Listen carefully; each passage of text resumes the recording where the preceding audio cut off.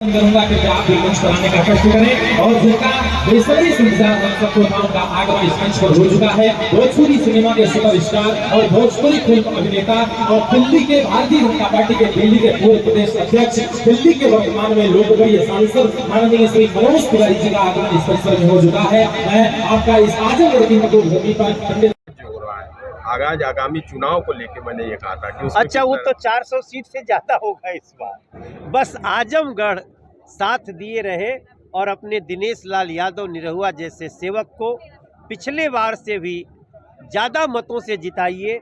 अपने सेवक का आपने इस एक साल में देख लिया है, आगे इसको रिन्यूअल करके इस सांसद खेल महोत्सव को आगे करवाते रहिए, अपनी सड़कें बनवाते रहिए।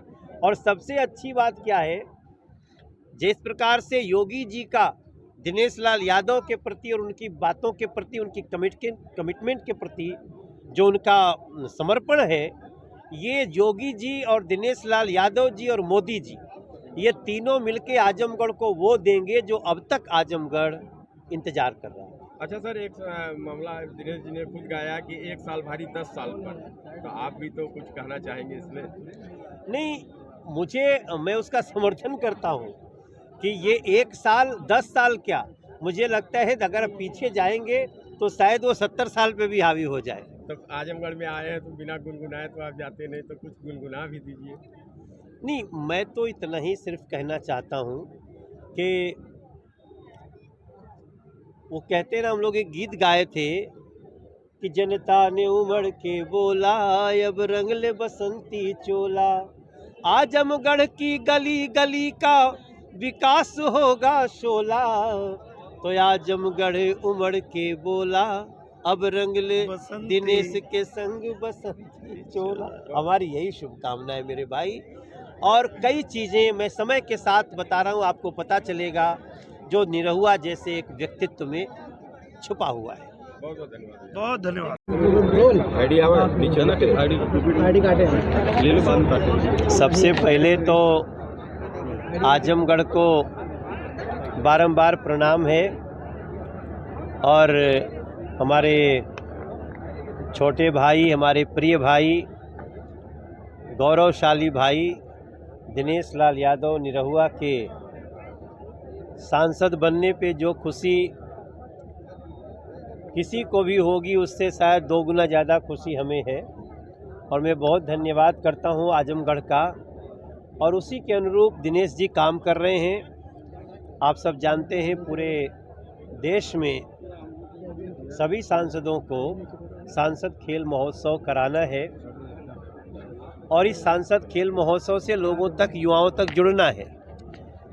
11 खेलों का सांसद खेल महोत्सव मुझे लगता है देश में बहुत कम हुआ होगा जो आजमगढ़ में हुआ है, और आज उनको पुरस्कार देने की बारी है।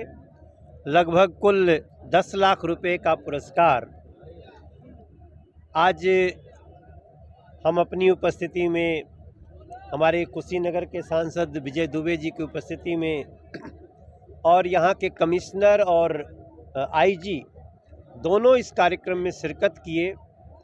ये सब बताता है कि दिनेश लाल जी एक अच्छे कलाकार के साथ साथ अब एक सधे हुए राजनेता भी हो गए हैं, क्योंकि दोनों पटरी ये राजनीति में जनप्रतिनिधि और ब्यूरोक्रेट्स दोनों को साध के रखने से ऐसा परिणाम निकलता है जिसको आने वाले वर्षों वर्ष तक लोग याद रखेंगे। आज सांसद खेल महोत्सव के समापन में, पुरस्कार समारोह में मैं दिल्ली से चल के आया और हमारा पूरा विश्वास है कि अब ये सांसद खेल महोत्सव आजमगढ़ की जनता अगले 10-15 साल तक दिनेश लाल यादव से ही कराती रहेगी, ऐसा मेरा विश्वास है। एक तरफ खेल महोत्सव चल रहा है और इधर दिल्ली में देखा जाए तो दूसरी तरफ खिलाड़ी नाराज बैठे हैं। नहीं, आज उन खिलाड़ियों को देखिए, वो खिलाड़ी जो उनका इशू है, उन इशू के साथ हमारी केंद्र की सरकार हमेशा सहानुभूति रख रही है। इसीलिए एफआईआर हुआ, इसीलिए केस की जांच हो रही है। कुछ लोगों ने हमारे खिलाड़ियों को बदनाम किया, जैसे आपने भी जब सुना होगा कि पीटी उषा को खिलाड़ियों से मिलने जाने पे पीट दिया गया, तो इस देश का कौन खेल प्रेमी होगा जो ये सोचेगा कि पीटी उषा को पीटा जाएगा। तो ऐसे में उन खिलाड़ियों के कंधे का कुछ राजनीतिक लोग दुरुपयोग करना चाह रहे थे। वो अखिलेश यादव से मिले हैं कि हम जो भ्रष्टाचार किए हैं उसको बचाने में मदद करो। ये बड़ा मज़ेदार है कि अब अखिलेश यादव जी क्या करते हैं। अखिलेश यादव जी, उनके ऊपर जो एक शब्द का आरोप लगा है, वो हम बार बार बोलना नहीं चाहती, टोटी से संबंधित है।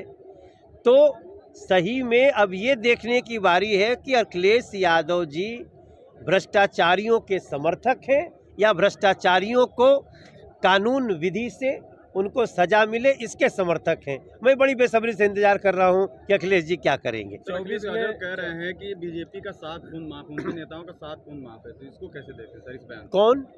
पूर्व मुख्यमंत्री अखिलेश यादव। नहीं, देखिए, अखिलेश जी को अच्छी तरह समझ लेना चाहिए कि भारतीय जनता पार्टी संविधान के अनुसार चलने में विश्वास करती है और न तो जात के आधार पे, न तो धर्म के आधार पे न हम भेदभाव करते हैं और ना तो किसी को करने देंगे। अगर भ्रष्टाचार है तो जीरो टॉलरेंस, अपराध है तो जीरो टॉलरेंस। और ये मनोज तिवारी भी किसी दिन अगर कहीं गलत फंसे तो हमारे साथ भी वही होगा जो सबके साथ है। 24 में आगाज होने जा रहा है नई संसद भवन का, किस तरीके से उसकी तैयारी कर रहे हैं? वो तो हो गई बातें। वो तो देखिए, नई संसद जितने कम समय में इस देश ने बना करके दे दिया नरेंद्र मोदी जी के नेतृत्व में, दुनिया भर की आंखें फटी हैं। और अभी तो नई संसद है। पहले जब हम और दिनेश जी और विजय जी बैठते थे तो अचानक मान लीजिए पता चला कि अरे मेरा लोकसभा अध्यक्ष मुझे टाइम दे रहे हैं और मुझे अपने क्षेत्र की कौन सी समस्या रखनी है। अब हमको बाहर भी निकलने की जरूरत नहीं है, हम उसी जगह वाईफाई से जुड़े हुए क्षेत्र की बातों को उठा सकते हैं। जहां अखिलेश यादव जी ने इस आजमगढ़ का एक भी क्वेश्चन नहीं उठाया, वहीं आज निरहुआ दिनेश लाल यादव इस क्षेत्र का, मुझे लगता है हमको कहने की आवश्यकता नहीं है जिस लेवल पे एक। और देखिए, दिनेश यादव बहुत रिस्पॉन्सिबल पर्सन है। गायक की छवि, अभिनेता की छवि उन पे बहुत हावी है, लेकिन जो एक सुंदर इंसान की छवि है, जो एक स्वस्थ व्यक्तित्व की छवि है और जो सबका साथ सबका विकास करने वाले की छवि है, दिनेश लाल यादव को आजमगढ़ का बहुत लंबे समय तक नेता बनाए रखा। नहीं सर, मेरा सवाल ये था कि 24 में जो नई कार्यक्रम के बारे में थोड़ा सा बता दीजिएगा। ये कार्यक्रम जो है प्रधानमंत्री जी की जो सोच है कि गांव-गांव से जो प्रतिभा है उनको पहचानिए, उनको लेके आइए और उनको आगे बढ़ने में मदद कीजिए। तो हम गांव-गांव से बच्चों को प्रतियोगिता करा के आज हम लोग पुरस्कृत करेंगे और उनको जो है आगे बढ़ने में उनकी मदद करेंगे। बहुत सारे प्रतिभावान खिलाड़ी आजमगढ़ में हैं, अलग अलग क्षेत्र, अलग अलग खेल में, तो उनको हम प्रोत्साहन भी देंगे और आगे बढ़ने के लिए उनको मदद भी करेंगे। प्रतियोगिता का आयोजन आगे भी होता रहेगा? लगातार होता रहेगा, क्योंकि हमारे प्रधानमंत्री जी का कहना है खेलेगा इंडिया तभी आगे बढ़ेगा इंडिया। तो सांसद खेल महोत्सव, खेलो इंडिया, इस तरह से बहुत सारे जो महोत्सव हैं वो लगातार होते रहेंगे आजमगढ़ में। सर, समाजवादी पार्टी तमाम दावे कर रही है, रेड जोन में रखा गया है आंतरिक सर्वे में बीजेपी के, तो क्या लगता है भारतीय जनता पार्टी यहाँ 24 में कैसे यहाँ पे? मुझे लगता है कि इसके पीछे सिर्फ एक ही कारण है जिसकी वजह से आजमगढ़ की जनता फिर से कमल खिलाएगी। क्योंकि जब आजमगढ़ की जनता ने सपा के राष्ट्रीय अध्यक्ष को मौका दिया था और वो 3 साल में कुछ नहीं कर पाए और छोड़ के चले गए, तो उनसे बड़ा कौन नेता आएगा जो मेरे 1 साल पे भारी पड़ेगा। बस इतना ही मेरी आजमगढ़ की जनता पूछ रही है। 1 साल में हम लोगों ने जो करके दिखाया आजमगढ़ में, जब राष्ट्रीय अध्यक्ष पे भारी पड़ गया तो अब उसके बाद कौन नेता आएगा यहाँ लड़ने के लिए। सर, कुछ दिनों पहले अखिलेश यादव आजमगढ़ आए, तो उनसे जब सवाल किया गया तो वो बहुभोज में, फ्रिज भोज में ऐसे वक्त पे आते हैं और ऐसे में नहीं आजमगढ़ आते हैं, तो उन्होंने क्रेडिट लिया है पूर्वांचल एक्सप्रेस वे का, तो आप इसको कैसे देखते हैं, क्या लगता है आपको? अखिलेश यादव जी को ये पता होना चाहिए कि कागज पे योजना बनाने से सड़क नहीं बनती है, उसके लिए ज़मीन खरीदना पड़ता है, अधिग्रहण करना पड़ता है, बनाना पड़ता है। तो वो कागज पे योजना बना के और उसको अपना बना लेंगे, ऐसा नहीं है। जो धरातल पे उतारे हैं पूज्य महाराज जी, ये सिर्फ और सिर्फ उनकी देन है और आज आजमगढ़ चमक रहा है तो उसी पूर्वांचल एक्सप्रेसवे की देन है।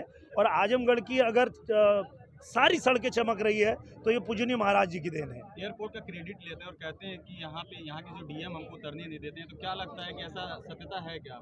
ऐसा है कि अखिलेश यादव जी की बहुत छोटी सोच है, छोटा दिल है। उन्होंने सोचा था कि यहाँ सिर्फ अपने हेलीकॉप्टर उतारने के लिए एयरपोर्ट बनाएंगे। उनको पता ही नहीं था कि यहाँ भारतीय जनता पार्टी आएगी तो अंतर्राष्ट्रीय हवाई अड्डा बनाएगी और यहीं से दुबई की फ्लाइट जाएगी, यहीं से दिल्ली की जाएगी, यहीं से मुंबई की जाएगी। तो अखिलेश यादव जी ने सोचा था कि खाली वही हेलीकॉप्टर से उड़ेंगे, इसीलिए उनको आज तकलीफ हो रही है। जी।